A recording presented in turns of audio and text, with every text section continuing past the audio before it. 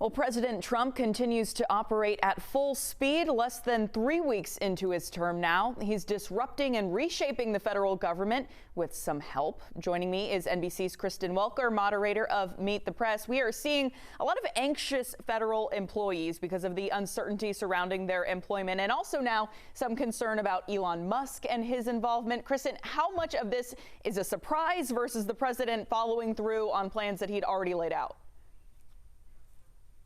Savannah, it's a great question. Look, President Trump did campaign on a promise to try to cut government spending, but it is safe to say the speed and the breadth with which he is doing it has come as a shock to even some of his closest allies. So you are seeing the Trump administration offer these buyouts to government employees. So far, about 60,000 employees have taken them up on that. Now, that's far less than the rate of actual attrition for government employees on a regular basis. So that's worth pointing out. It doesn't come close to meeting the target that the Trump administration is hoping for. But of course, they are finding cuts in other areas. We know Elon Musk's team has been able to access the Treasury Department database. Now, that has been halted by a court, but he's also trying to hollow out USAID. That is the United States Humanitarian Assistance worldwide, down to about 600 employees working there from several thousand.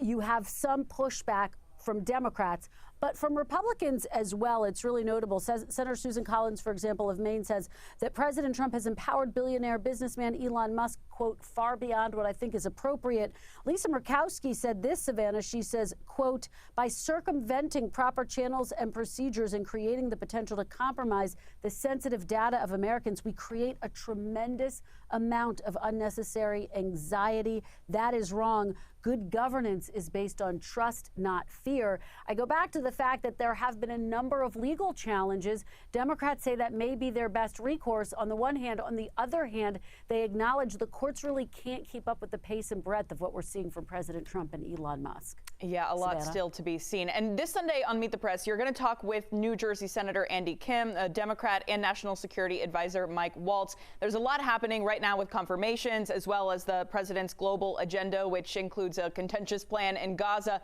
What's the feeling there about potentially relocating Gaza residents to other countries? Well, it was so fascinating. President Trump made that statement that the United States would take over Gaza. He didn't rule out putting U.S. boots on the ground. And then very quickly the next day, his administration officials, his press secretary, his secretary of state, the president himself walked that back and said, wait a minute, the president did not mean to suggest that U.S. taxpayer dollars would go towards rebuilding Gaza, nor will he be putting U.S. boots on the ground. But look, Savannah, that's going to be in focus this weekend. There's no doubt about it, because I think people are still looking for clarity there. The big question, which has always loomed over this conflict, what is the day after plan for Gaza? President Trump saying, look, I've come up with one. It was met with a lot of backlash, including some Democrats who accused him of basically proposing a policy of ethnic cleansing. So we will be unpacking all of that on the program this weekend, Savannah. Yeah, and as you mentioned, Meet the Press airs Sunday morning. It'll be at 10 o'clock, followed by the Georgia vote right here on 11 Alive. Kristen, thanks as always.